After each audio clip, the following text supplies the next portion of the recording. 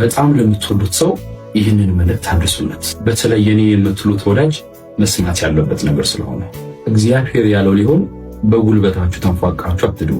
መቀየር የማትችሉትን ነገር አትታገሉት። ፈጣሪ ያለው ሊሆን፣ ሁን የተባለው ነገር ሊሆን፣ ቅር የተባለው ሊቀር።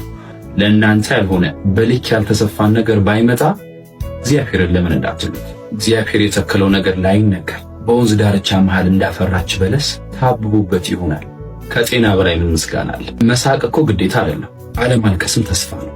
መደሰት ግዴታ አይደለም። አለመከፋትም ተስፋ ነው። ተስፋ ግን እግዚአብሔር ነው። እግዚአብሔርን ከያዛችሁ ሮጣችሁ ለማልቀስ የእግዚአብሔር ትከሻ ምርጫችሁ ከሆነ ለማውራት ለመናገር እግዚአብሔርን ቀድማችሁ የምትደፍሩት ከሆነ አምልጣችሁ። እግዚአብሔር የታመነ ረዳት፣ በሁኔታዎች የማይቀየር በነገሮች የማይለካ አባትም አይደለም እናትም ነው። እናትም አይደለም የልብ ወዳጅ ሚስጥረኛ ነው። ማንም የለኝም እንዳትሉ። እግዚአብሔር ጎዶሎን መሙላት ያውቅበታል።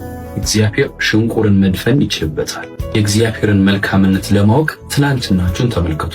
ዛሬ እዚህ ደርሳለሁ ብላችሁ ነበር? ተመልከቱት የእግዚአብሔርን ሥራ ምን ያህል እንደመጣችሁ፣ ምን ያህል ሰባራ ብርጭቆ ረግጣችሁ እዚህ እንደደረሳችሁ ትናንትናችሁን ተመልከቱት። እግዚአብሔር ግን ይችላል።